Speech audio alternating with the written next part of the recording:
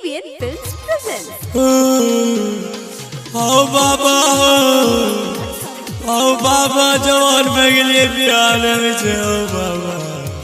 अगला बेर ते डाइन से बचेलियो जोगिन से बचेलियो तैयो हमर पाठी गचनै छी त जगार केना के लगैबो नहीं चले वाला छौ।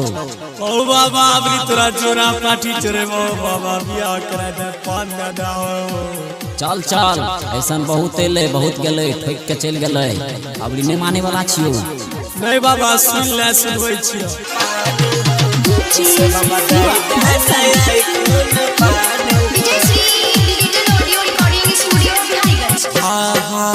जो राजा ढाईवा तोरा हम पाठी कुछो नहीं रखवा पीछल का बाकी तोरे तोरे फुटका भागलिए जवान हो।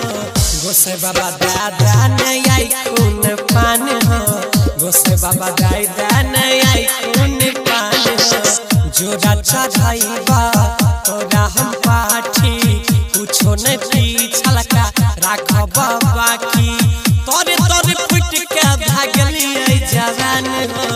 गोसे बाबा दादा नहीं आई खून पान हो। गोसे बाबा दादा नहीं आई खून पान हो।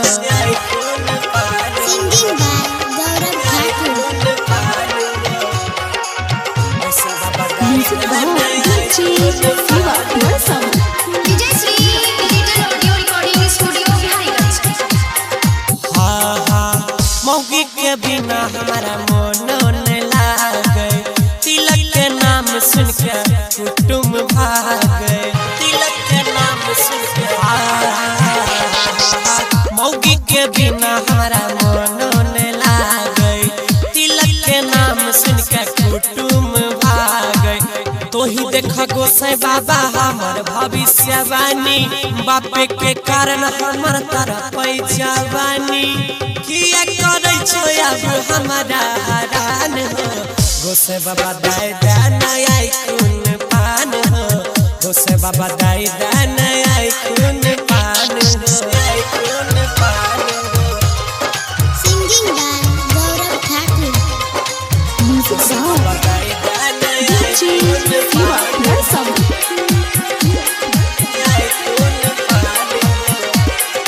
हाँ हाँ साले साल चढ़ी बाबा गोहबर में झाप हो खानदानी छौरी के धराई देन हाथ बाबा साले साल चढ़ी बाबा गोहबर में झाप हो खानदानी लड़की के धराई देन हाथ हो। तो रुकेला जइबा अपन बाराती पशुपति अजय नचतै सारी सारी राती गौरव गुड्डू दे तपन सुइया दान हो। गोसे बाबा दादा नहीं आई खून पान हो। गोसे बाबा दादा नहीं आई खून पान हो। जो राजा ढाईवा तोरा हम पाठी कुछो नहीं रखवा पीछल का बाकी तोरे तोरे फुटका भागलिए जवान हो। गोसे बाबा दादा नहीं आई खून पान हो। गोसे बाबा दादा नहीं आई खून